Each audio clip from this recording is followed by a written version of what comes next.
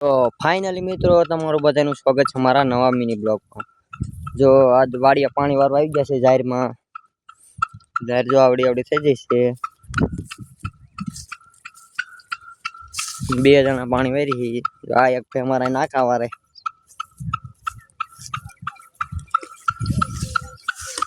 એટલે તું કઈ કહેવા માંગે? લાઈક ફોલો અને સબસ્ક્રાઇબ કરી નાખજો મિત્રો। અને કારખાના બંધ છે એટલે અમારી આવી હાલત છે કઈ